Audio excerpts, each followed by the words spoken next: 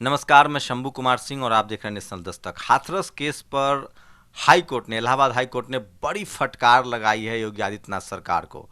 सरकार से पूछा है कि क्या आमिर की बेटी होती तो रातों रात जला देते। 100 करोड़ की फंडिंग नक्सली भाभी पर भी सरकार कोई सबूत नहीं रख पाई है। और इसको ट्वीट किया है संजय सिंह आज़ाद, जो कि आम आदमी पार्टी के सांसद हैं और जिन पर ऑलरेडी 14 केस हो चुका है और जिन्होंने यूपी में सबसे पहले बगावत की बिगुल बजाई थी योगी सरकार के खिलाफ। चाहे वो संसद के मामला हो या सड़क पर मामला हो, उसके बाद लगातार योगी सरकार के खिलाफ प्रोटेस्ट हुए और जिस तरह से लगातार धमकियां दी जा रही थी, डराया जा रहा था केस डाल देंगे। अभी भी प्रशांत कनौजिया उसी वजह से कोर्ट में है। अगर इस बार उनको जमानत मिल गई तो और बड़े तरीके पर मोर्चा खोलना पड़ेगा। आखिर कब तक आप लोग डरेंगे? ये सरकार डंडों के बल पर चला रही है। वही देखिए बीजेपी पश्चिम बंगाल में किस तरह से वो आंदोलन चला रही, क्योंकि वहाँ बीजेपी की सरकार नहीं है।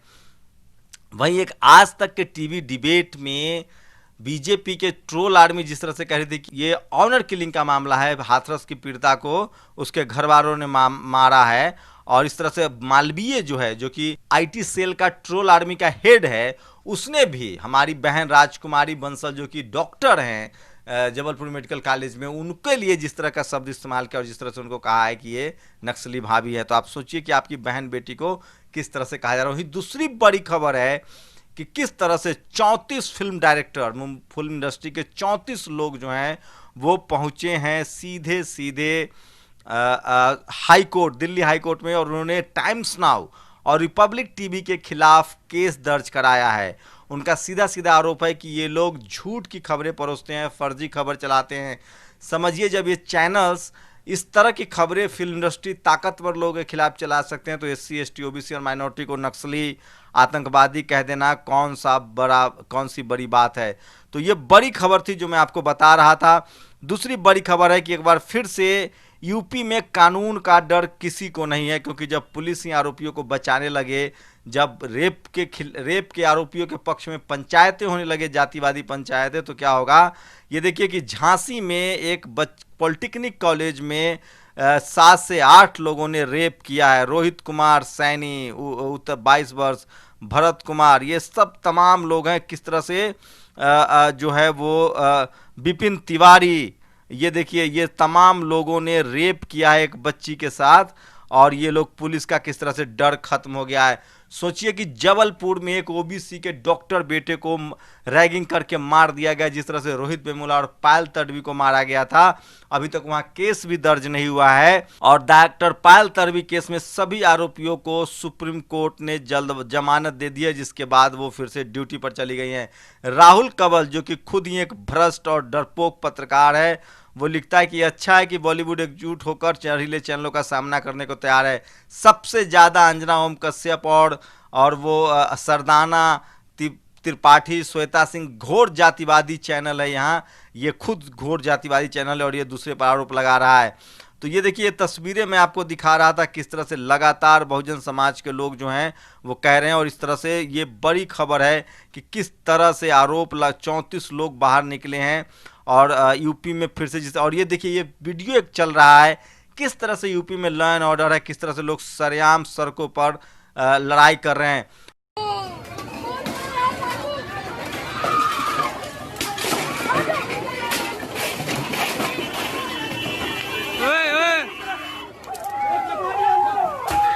वहीं नोटिस जारी किया है सुप्रीम कोर्ट ने केंद्र सरकार को किसान बिल को लेकर, और आज दिल्ली में आम आदमी पार्टी ने फिर से एक बार प्रदर्शन किया है। देश भर में किसानों का प्रदर्शन जो है वो जारी है। भगवंत मान का एक छोटा सा बयान भी सुनिए, जिस तरह से उन्होंने आज किसानों के समर्थन में कहा है। तो ये कुछ बड़ी खबरें थी जो मैं आपको बता रहा था, लेकिन एक बात हमेशा याद रखिए। तो आप सोच सकते हैं कि किस तरह से इस देश की मीडिया जो है वो हिंसा फैलाती है। दिल्ली में भी इसी तरह की करने की कोशिश की गई है। जब भी बीजेपी मुसीबत में आती है, जब भी बीजेपी को जिताना हो, तो हिंदू मुस्लिम किया जाता है। मैंने पिछले वीडियो में बताया था। सोचिए, दिल्ली में एक मुस्लिम परिवार, एक मुस्लिम लड़की से एक दलित लड़के की दोस्ती थी। 3-4 उसके भाई ने और 3 और दोस्तों के साथ मिलकर उस लड़के को मार दिया जो दलित लड़का था। अब बताइए कि एक तो ये सामाजिक बुराई है, ये इसकी निंदा होनी चाहिए, आरोपियों को सजा होनी चाहिए। लेकिन सोचिए कि इस देश में सबसे ज़्यादा जो इस देश में कौन ऐसे लोग नहीं है जो अपनी बहन बेटी के दोस्ती को स्वीकार कर पाते हैं, और अगर जाति दूसरी हो, धर्म दूसरा हो तो मार देते हैं।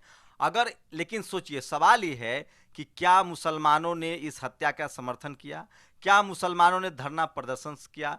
क्या किसी मुस्लिम संगठन ने कोई फतवा जारी किया?